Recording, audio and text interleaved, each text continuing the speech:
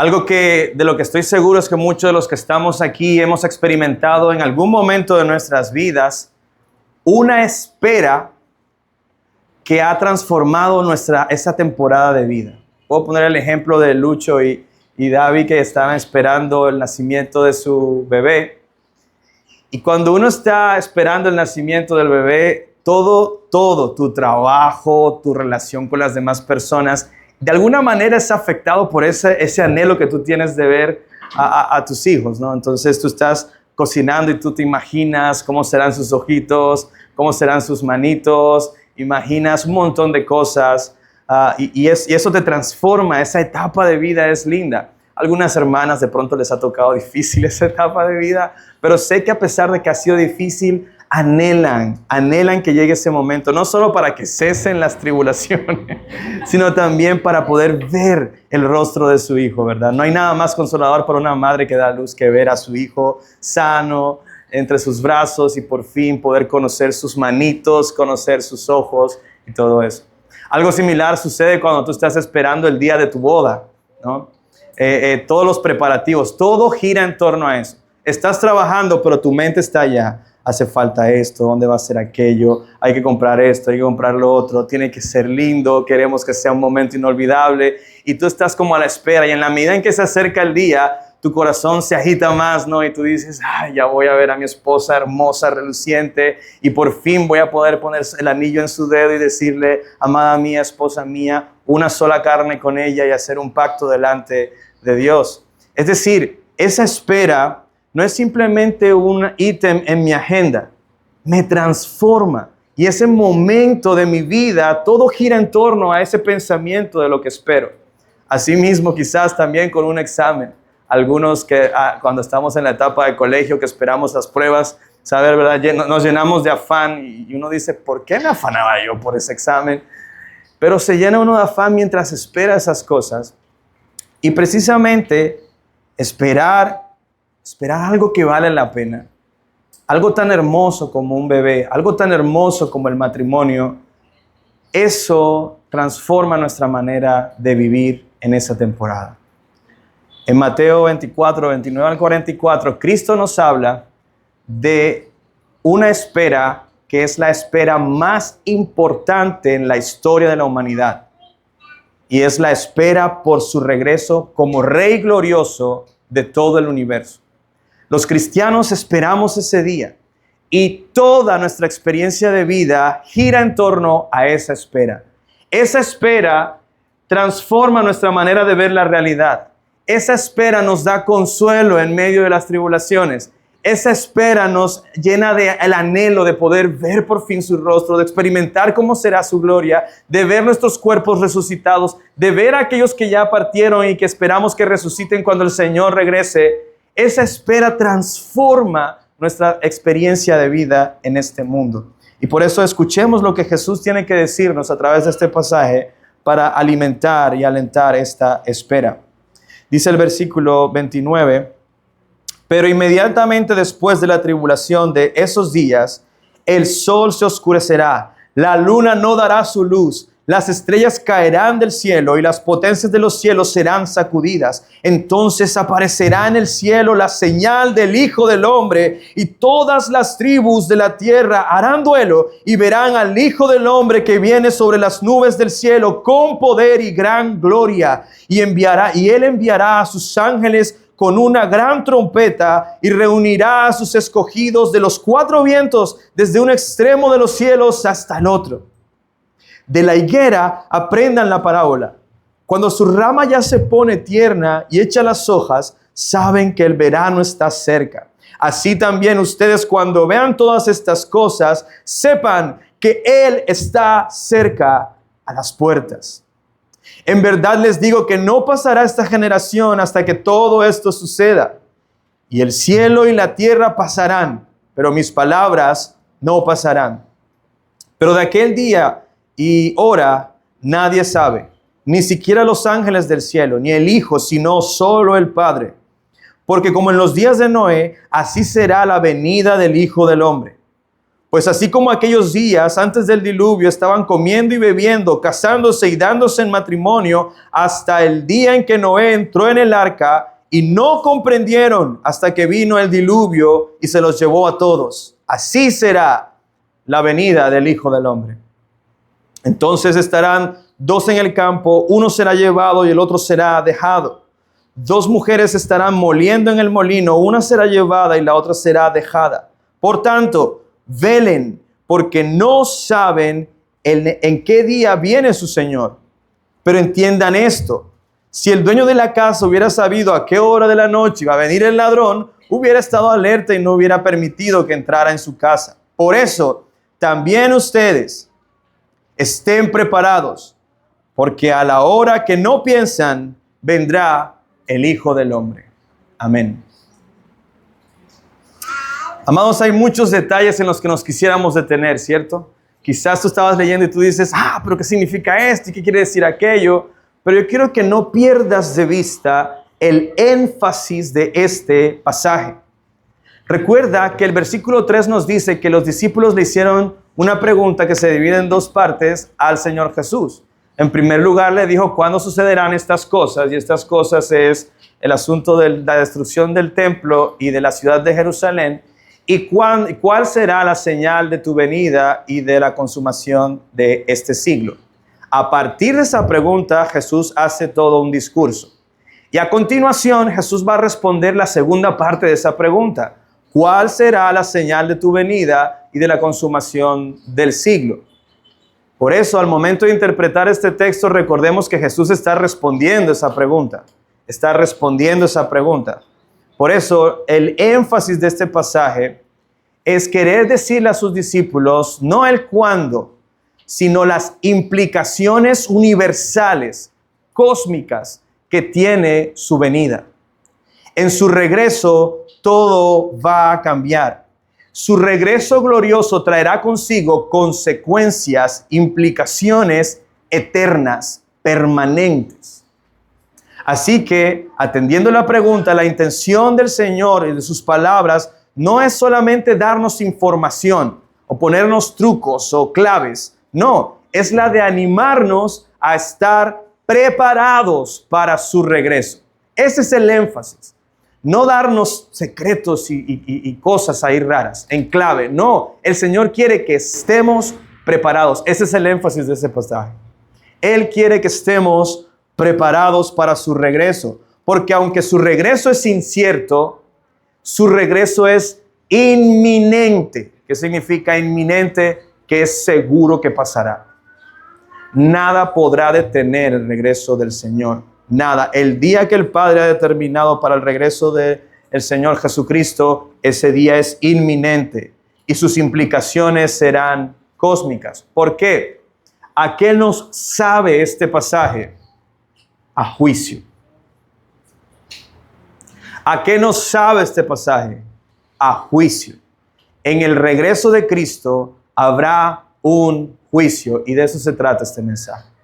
Debes prepararte porque cuando Cristo regrese habrá un juicio. Por eso he titulado este sermón Viviendo a la luz de su regreso. Porque mientras esperamos, nosotros debemos vivir entendiendo de qué es lo que va a pasar en ese momento. Cristo regresará, sí, pero ¿qué va a pasar ese día? Y es lo que Jesús nos va a estar enseñando en este texto, en este sermón, viviendo a la luz del regreso del Rey. Viviendo a la luz del regreso del Rey.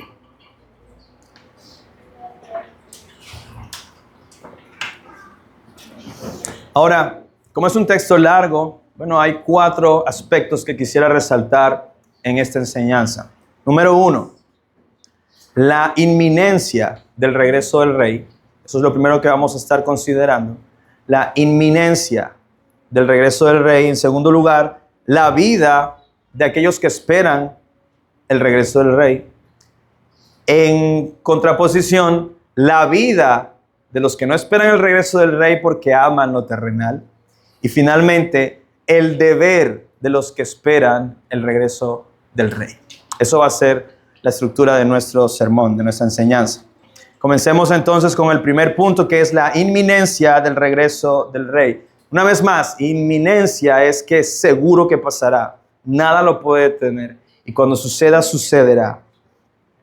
Dice el versículo 29, pero inmediatamente después de la tribulación, de esos días, el sol se oscurecerá, la luna no dará su luz, las estrellas caerán del cielo y las potencias de los cielos serán sacudidas. La intención del Señor con este versículo 29 no es ponernos un acertijo acerca de su regreso. Históricamente ha habido se han presentado más bien diferentes explicaciones de este pasaje, pero sinceramente, hermanos, este es un pasaje bastante oscuro, es decir, no es fácil de interpretar, no es fácil de entender, porque en vez de darnos una película o mostrarnos una película de ciencia ficción de cómo será el regreso del Señor, lo que busca mostrarnos más bien este lenguaje apocalíptico es el alcance o cómo se verá el regreso del Señor en todo el universo. En todo el universo. ¿Cómo sabes tú eso, pastor? Joel 2. ¿Recuerdas cuando el Señor dijo, vamos allí a Joel 2, versículos, vamos a leer desde el 28. Fíjate esta promesa y tú me dices si esto se ha cumplido. 28, versículo 28, Joel 2. Y sucederá que después de esto derramaré mi espíritu sobre toda carne, y sus hijos y sus hijas profetizarán, sus ancianos soñarán sueños y sus jóvenes verán visiones. Tú pudieras pensar de pronto que esto ya tiene un cumplimiento, ¿no? Y aún sobre los siervos y las siervas derramaré mi espíritu en esos días. Eso tuvo un cumplimiento, ¿verdad? ¿Dónde?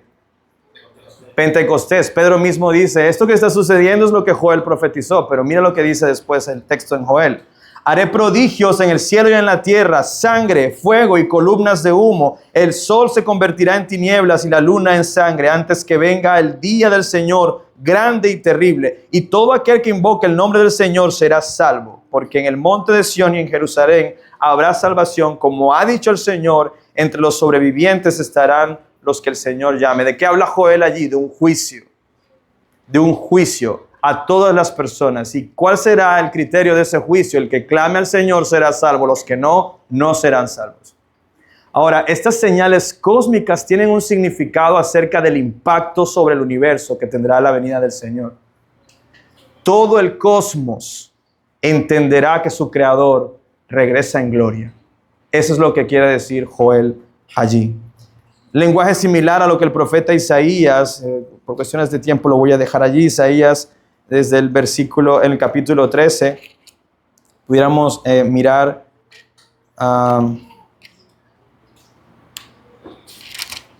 todo el capítulo 13 es una profecía acerca del juicio que el Señor hace, pero Él muestra, por ejemplo, en el versículo 9, Él va a exterminar, dice, miren, el día del Señor viene cruel, con furia y ardiente ira para convertir en desolación la tierra y exterminar de ella a sus pecadores. ¿Y a qué te suena eso? Juicio, ¿cierto? Y mira lo que dice después. Pues las estrellas del cielo y sus constelaciones no destellarán su luz, el sol se oscurecerá el sol al salir y la luna no irradiará luz. Castigaré al mundo por su maldad y a los impíos por su iniquidad. También pondré fin a la arrogancia de los soberbios y abatiré el orgullo de los despiadados. Estas figuras cósmicas tienen una importancia en el lenguaje profético. No es necesariamente, y aquí sí de pronto no quiero ser dogmático, no es necesariamente que estas cosas van a suceder tal cual. No lo sé. Puede que sí, puede que no. Pero lo que estos pasajes están diciéndonos es que el día del Señor va a ser tan terrible que su impacto será cósmico. Todo el universo, cada rincón del universo se estremecerá, se conmoverá ante la venida del Señor. Por eso recuerdas que Jesús decía, no crean a las personas que dicen, ven, aquí está el Mesías. No, el día que Él regrese, el impacto será cósmico. Se agitarán los cuerpos celestes. Todo el universo va a conmoverse, va a temblar delante de la presencia gloriosa del Redentor. Ese es el peso que los profetas quieren poner en su anuncio del día del Señor. Y ese es el peso que Jesús quiere poner ante sus discípulos, de decir, luego de la tribulación, la venida del Señor tendrá tal peso que aún los cuerpos celestes se estremecerán y cambiarán. Así que, por todas estas cosas, entendemos que Jesús nos está diciendo que su regreso va a ser impactante. Ningún rincón del universo quedará igual. Ningún rincón del universo quedará igual. Todo será conmovido por su regreso. Por eso en el versículo 30, entonces aparecerá en el cielo la señal del Hijo del Hombre. La señal del Hijo del Hombre no es un movimiento de algún cuerpo celeste. No, lo que dice Jesús es que todas las tribus de la tierra harán duelo y verán que al Hijo del Hombre que viene sobre las nubes del cielo con gran poder y gloria. ¿Cómo es que la figura de Jesús que viene entre las nubes es una señal para los creyentes? Bueno, cuando vean a Jesús en las nubes del cielo, ese es un lenguaje también profético que Daniel utilizó también en su profecía. Recuerda cómo describía Daniel la visión del Hijo del Hombre, que es el título que Jesús está usando aquí. Él decía, y vi a uno como Hijo del Hombre, que estaba sentado al lado del anciano de días y recibió de él todo poder y autoridad sobre el universo para juzgar a todos. ¿Qué significa eso? Que eso que Daniel estaba mirando allí se va a cumplir en la segunda venida del Señor. Ya no le veremos como un carpintero frágil y destruible.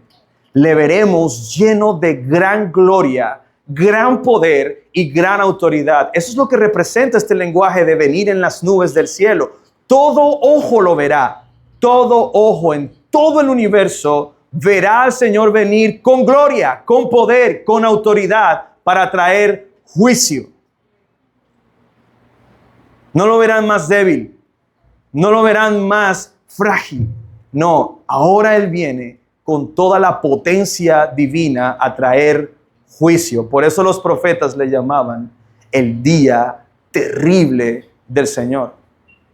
Toda la tierra se inclinará delante de Él. ¿Y cómo sabemos que es juicio? El versículo 31 nos dice, y Él enviará a sus ángeles con una gran trompeta y reunirá a sus escogidos de los cuatro vientos, desde un extremo de los cielos hasta el otro. Eso ya lo hemos visto en alguna parte, ¿no?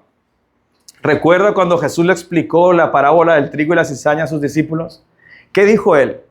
Los segadores son los ángeles de Dios. ¿Qué van a hacer los ángeles de Dios? Recoger la cosecha. Ellos van a separar el trigo para un lado y la cizaña para el otro. El trigo será para el Señor de la cosecha y la cizaña será para el horno de fuego en el infierno. Ahí en el capítulo 13, versículos 36 al 43, Jesús explica eso. Precisamente de que eso es lo que va a pasar. Y eso nos ayuda a entender cuál es el esquema de los tiempos finales. Estamos en el tiempo de la siembra. Jesús está sembrando su palabra por todo el mundo y viene el tiempo de la cosecha. El tiempo de la cosecha es la venida del Señor. Por eso nosotros no estamos esperando un cumplimiento parcial de estas cosas. Algunos de los que estamos aquí fuimos enseñados por la tradición evangélica de aquí de nuestra región en una visión o una forma de interpretar los textos bíblicos llamado el dispensacionalismo. Y ellos ponen, el dispensacionalismo pone una línea de tiempo en donde hay una serie de sucesos súper complejos de justificar en la Escritura. Y lo digo porque yo aprendí ese esquema. Y muestra que va a haber un momento en la historia, después de la cruz, pero antes de la segunda venida del Señor, en donde Jesús vendrá en las nubes.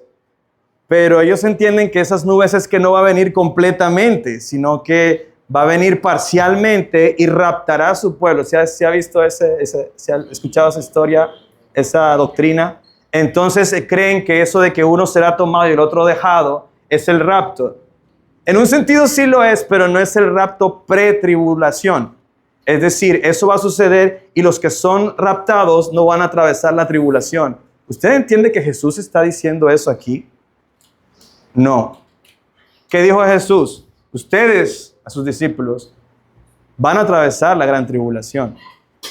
Incluso aquí más adelante les dice, no pasará esta generación sin que vean estas cosas suceder.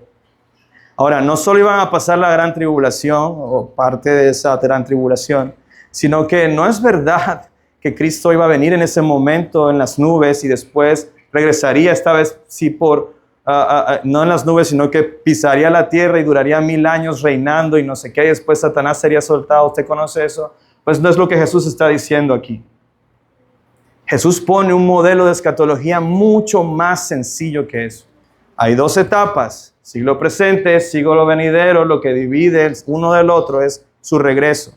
Y en esta parte del siglo presente estamos en una era de siembra. Y el día que Cristo venga será el día de la cosecha.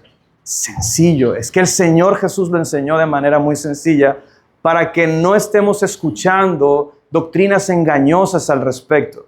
Porque nosotros no estamos esperando la gran tribulación, no estamos esperando el milenio, estamos esperando el día de la cosecha, estamos esperando la segunda venida del Señor. Y eso debe traer esperanza a nuestro corazón. Por eso es que es tan importante la doctrina de los últimos tiempos y enseñarla bien como Jesús la enseñó. Así que para nosotros una aplicación inmediata aquí es que no escuchemos o no prestemos atención a doctrinas que buscan de alguna manera estimular otros afectos al respecto de la segunda venida del Señor. Porque nosotros estamos a puertas de ver al Señor regresar en gloria. Y que Él venga en nube no significa que no va a venir completamente. La nube lo único que está dando es cumplimiento a la profecía de Daniel, que representa gloria, poder y toda autoridad sobre los cielos y la tierra. Por eso el universo entero será conmovido. La pregunta que surge, porque Jesús está describiendo aquí lo impactante, lo poderoso, lo glorioso que será su regreso. Pero a la luz de eso, ¿cómo debe vivir la iglesia? ¿Cómo debemos vivir tú y yo? Ya sabemos, Cristo regresará y ese regreso es inminente, es decir, puede ser en cualquier momento. Su regreso puede ser hoy, en unos minutos, esta noche, mañana en la mañana. No lo sabemos. Sea cuando sea, no hay nada que lo pueda detener.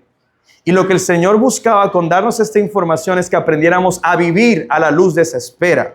¿Sí? Ese es el énfasis del Señor, no poner acertijos, que aprendamos a vivir a la luz de esa espera. Y lo segundo de este sermón, de esta enseñanza es cómo entonces deben vivir aquellos que esperan el regreso del Rey. Es lo que vamos a ver en los versículos del 32 al 36. Jesús por eso inmediatamente termina de hablar de su regreso, pone una parábola a sus discípulos. De la higuera aprendan la parábola. Cuando su rama ya se pone tierna y echa las hojas, ustedes saben que el verano está cerca. Ahora, yo no soy agricultor. A mí esa parábola me hubiera quedado como que, bueno, me imagino que el que sabe de higueras se da cuenta de que el cambio de las hojas de la higuera anuncia el verano. Pero ahora yo sé, no necesito tampoco hacer ahora un curso en el SENA para eso, pero ahora yo sé que las personas podían identificar la llegada del verano por las señales en la higuera. Y eso es interesante, porque Jesús hace la comparación, hace la analogía. Versículo 33, así también ustedes, cuando vean todas estas cosas, sepan que Él está cerca, a las puertas. Esto lo que está buscando es que los discípulos entiendan que ellos van a comenzar a ver, ¿se acuerdan de las circunstancias antes del fin? Todas esas cosas que Jesús dijo que ellos iban a experimentar, ¿será que ellos las vieron? ¿Qué dicen ustedes? Digan sí o no. Sí las vieron. Jesús les anunció dentro de estas cosas la destrucción del templo. ¿Será que eso sucedió? Sí sucedió, se cumplió. Y lo que Jesús le está diciendo, en la medida en que ustedes vean el cumplimiento de estas cosas, sepan, el Señor está cerca. Esta generación, ¿será que está viendo circunstancias antes del fin? Sí las estamos viendo. ¿Estamos viendo falsos profetas anunciando un falso Cristo? Sí los estamos viendo. ¿Estamos viendo que la iniquidad de muchos enfriando el amor de otros? Sí, lo estamos viendo. Estamos viendo terremotos, rumores de guerras. Estamos viendo esas cosas. Entonces sepan que el Señor está cerca. Al ver todas estas cosas, ellos debían esperar la llegada del Señor.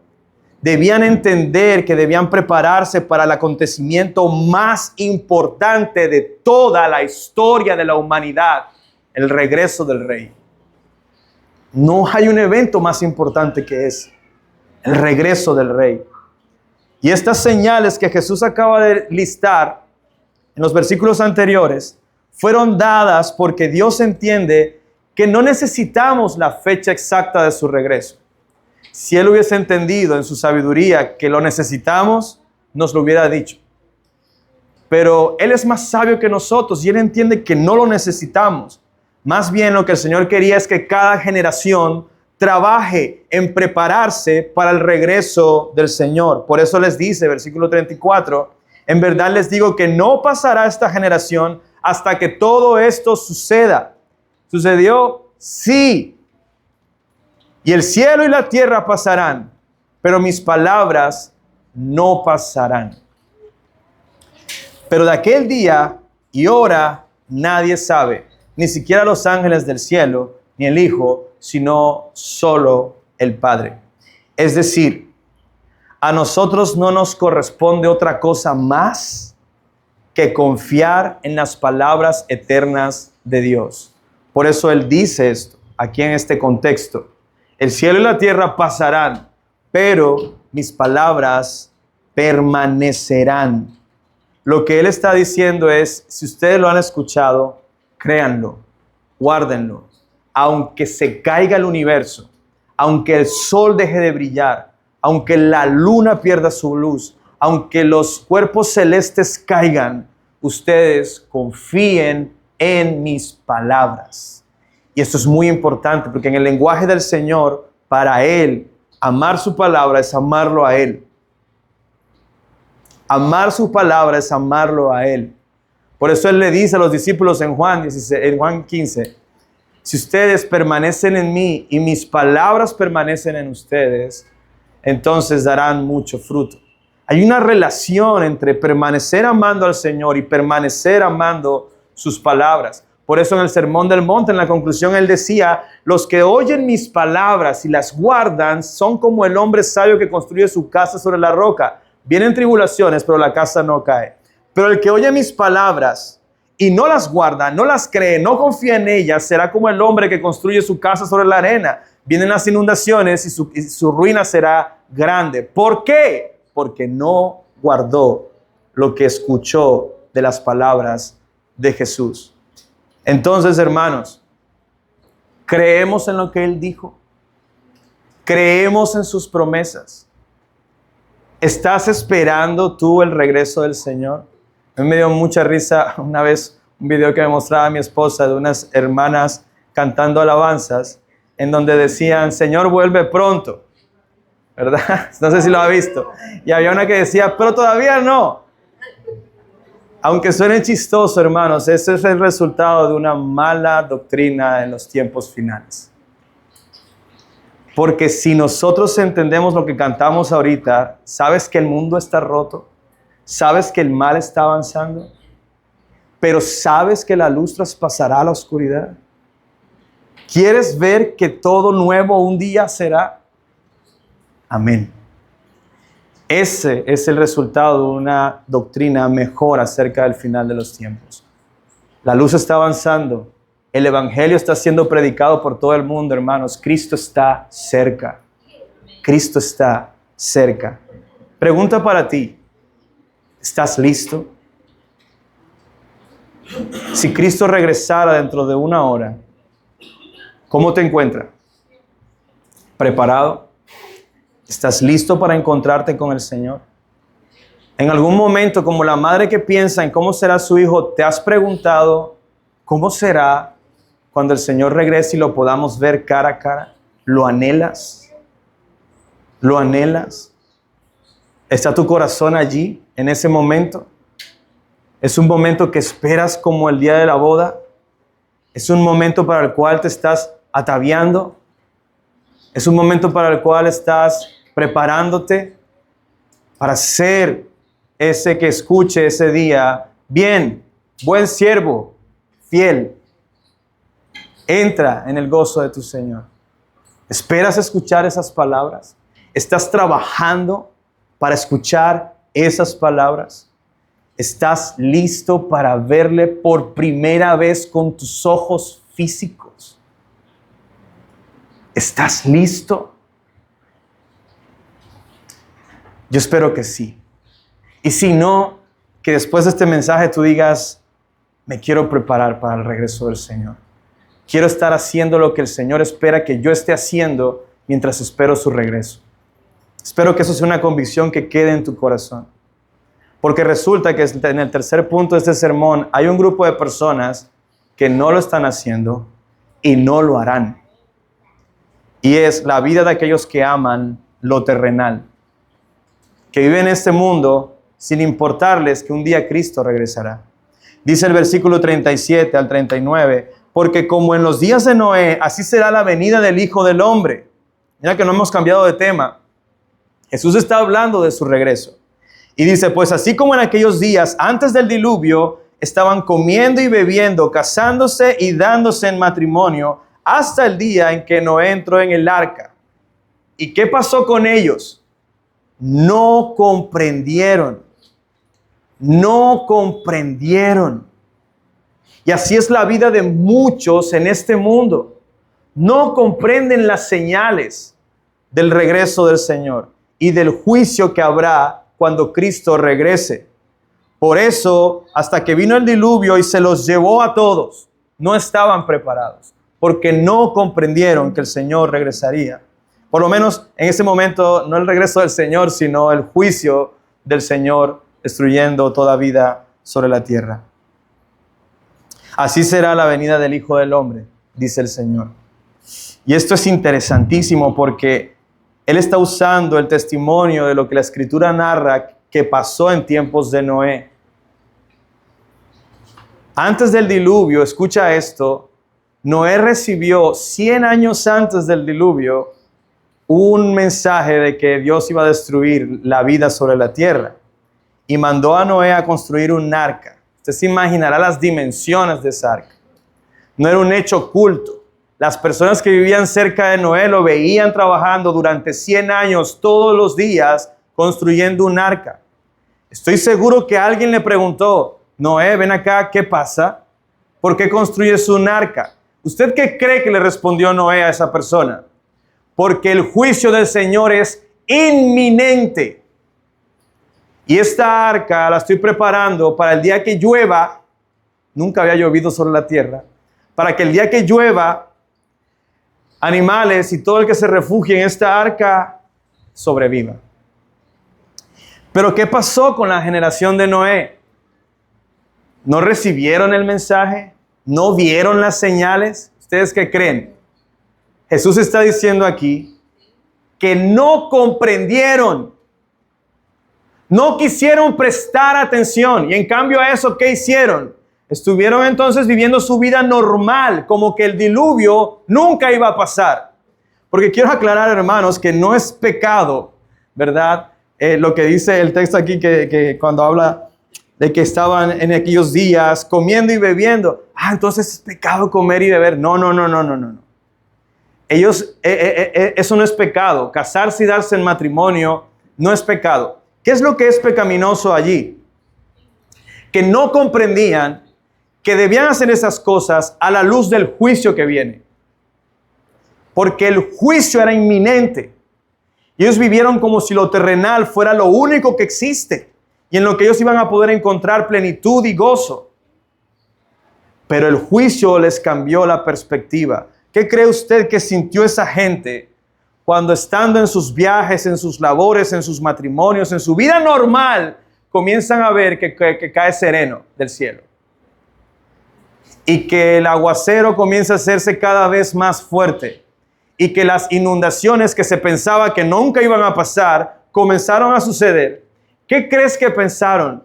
Noé tenía razón, pero ya era demasiado tarde. La puerta había sido cerrada y todos los que quedaron fuera del arca perecieron. No seamos necios como las personas en tiempos de Noé que no quisieron creer el anuncio del juicio del Señor. Al contrario, si hay alguien aquí que no es cristiano aún, entiende, comprende, Cristo vendrá pronto y con Él su regreso implica juicio para ti. Juicio para ti. Si no eres hallado siendo trigo, si resulta que viviste como cizaña en este mundo, tú perecerás y grande será tu ruina. No seas necio como la generación de Noé, que vivían sus vidas indiferentes ante esa realidad. Cristo regresará, tenlo por seguro, y tu ojo lo verá, creas en Él o no, tu ojo lo verá. Mi deseo es que tú vivas a la luz de esta realidad, preparándote para su regreso, no siendo indiferente. Comprende estas promesas. Este mensaje te está siendo anunciado a ti, no importa tu edad, no importa de dónde vengas. Si es la primera vez que vienes a la iglesia, este mensaje es para ti. Dios quiso que tú hoy escucharas estas palabras. Cristo viene y en su regreso juzgará al universo.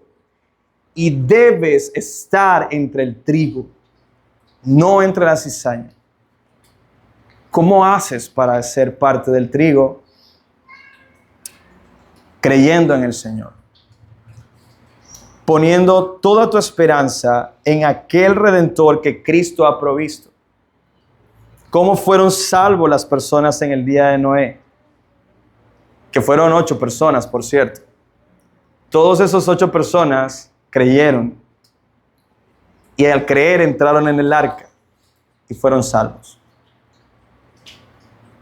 Asimismo, tú puedes ser salvo, creyendo las palabras del Señor, viviendo en este mundo por fe y en esperanza de que Él está cerca. Porque su regreso será inminente, nadie lo sabe. Así que te conviene más hoy, creer en el anuncio del Rey. Creer en el anuncio del Rey. Porque cuando menos lo esperes, sucederá lo que dice el versículo 40 y 41. Y cuando eso suceda, es como cuando comenzó a llover en el tiempo de Noé. Versículo 40. Entonces estarán 2 en el campo. Uno será llevado y el otro será dejado. 2 mujeres estarán moliendo en el molino. Una será llevada y la otra será dejada. ¿Quiénes van a hacer eso? ¿Quiénes llevan y dejan? Los ángeles del Señor, lo acaba el Señor de decir. Él enviará a sus ángeles. Por lo tanto, este no es un rapto pretribulación, es el rapto que sucederá el día del juicio final. Y el juicio comenzará precisamente los ángeles tomando a los que son trigo y dejando para el fuego a los que son cizaña. Y todo ojo lo verá. Por eso, quiero que te preguntes, ¿cómo vives tú hoy? ¿Tu esperanza y contentamiento está en la venida del Señor o en las cosas de este mundo? ¿Estás viviendo en este mundo como si este mundo fuera lo que puede llenarte de plenitud? Porque hay cosas buenas en este mundo. Pero si estás viviendo en este mundo sin pensar en la promesa del regreso del Señor, eres como el necio que construye su casa sobre la arena. El día del regreso del Señor, grande será tu ruina. Por eso la invitación para ti que no eres creyente es: cree en Jesús, cree en Jesús, humíllate ante Él, reconócele hoy como el Rey Redentor. Y el día de su regreso no serás tratado como cizaña, sino como trigo. No serás dejado, serás llevado. Serás rescatado como hijo amado. ¿Cuál es el criterio que tenían los ángeles para hacer diferencia entre uno y otro? Los que creyeron son llevados. Los que no creyeron porque nunca comprendieron las palabras del Señor serán dejados. Pero para el cristiano, ese día, esa imagen será esperanzadora. Será esperanzadora. Pablo en Tesalonicenses habla de algo que a mí siempre me ha impactado y esa imagen me quedó en la mente.